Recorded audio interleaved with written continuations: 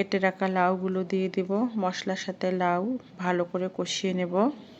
তো বলক চলে এসেছে, লাউটাও অর্ধেক সিদ্ধ হয়ে এসেছে। এখন আমি ভেজে রাখা মাছগুলো দিয়ে দিচ্ছি।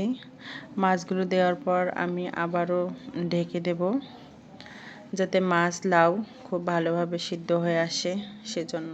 রান্না হয়ে গেছে। তো এই দেখুন আমি এখন পরিবেশন করেছি। আসসালামু আলাইকুম, আপনারা সবাই কেমন আছেন? আজকে রান্না করব তেলাপিয়া মাছ লাউ দিয়ে। তেলাপিয়া মাছ লাউ দিয়ে রান্না করলে খুব ভালো লাগে। আমি একখানে খেয়েছিলাম, তো রান্নাও করেছি, খুবই ভালো লাগে, সেজন্য আমি রেসিপিটি সামনে নিয়ে আসলাম। তো আমি মাছগুলো ভেজে নেব, সেজন্য লবণ হলুদ দিয়ে নেব। তো এই দেখুন আমি লবণ হলুদ দিয়ে মেখে নিয়েছি, আর একটা কড়াই বসিয়ে দিয়েছি মাছগুলো ভাজার জন্য। তো কড়াই গরম হয়ে গিয়েছে, দিয়ে দিলাম পরিমাণ মতো তেল। তো এখন আমি মাছগুলো দিয়ে দিচ্ছি, মাছগুলো দিয়ে আমি ভেজে নেব। আর মাছটা ভেজে রান্না করলে খুবই ভালো হয়, তেলাপিয়া মাছ একটু নরম থাকে। তো মাছগুলো আমি ভেজে তুলে নিয়েছি, কারণ ভিডিওটি স্কিপ হয়ে গিয়েছে। তো আমি একটু কড়াই বসিয়ে দিয়েছি, আর কড়াইয়ে দিয়ে দিয়েছি পরিমাণ মতো তেল, আর পেঁয়াজ দিয়েছি। পেঁয়াজটা আমি হালকা করে ভেজে নিয়েছি। এখন দিয়ে দিলাম রসুন বাটা আর আদা বাটা।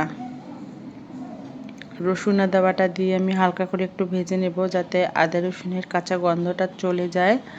তো এখন আমি দিয়ে দেব জিরা, ধনে, ছোট এলাচ, গোলমরিচ, লং, দারুচিনি। আমি শিলপাটায় বেটে নিয়েছি, কারণ বাটা মশলা রান্নাটা খুবই ভালো হয়, সেজন্য আমি সবসময় বেটে রান্না করি।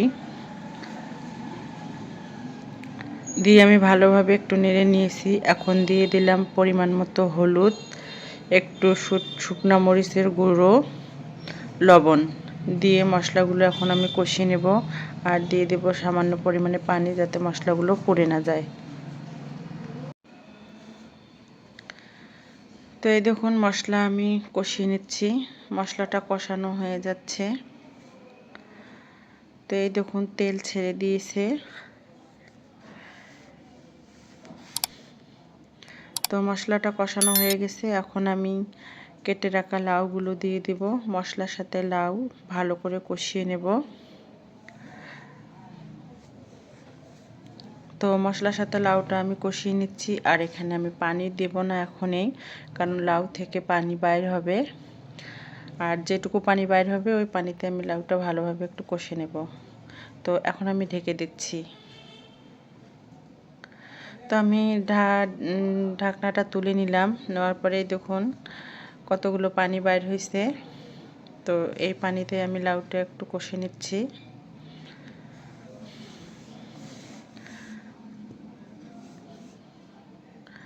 আর লাউ দিয়ে মাছটা রান্না করার পর খাওয়া হয়েছিল, খেতে খুবই টেস্ট হয়েছিল।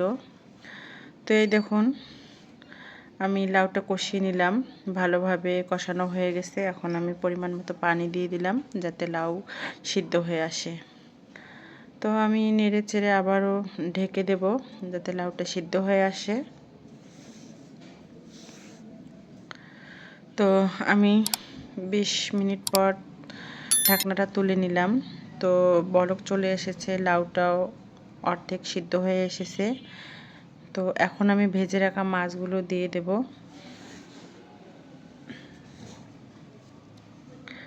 তো এই দেখুন আমি ভেজে রাখা মাছগুলো দিয়ে দিচ্ছি।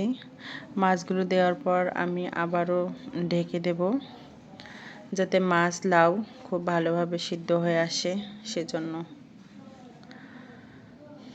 তো আমি ঢাকনা তুলে নিয়েছি। তো আমার রান্না হয়ে গেছে।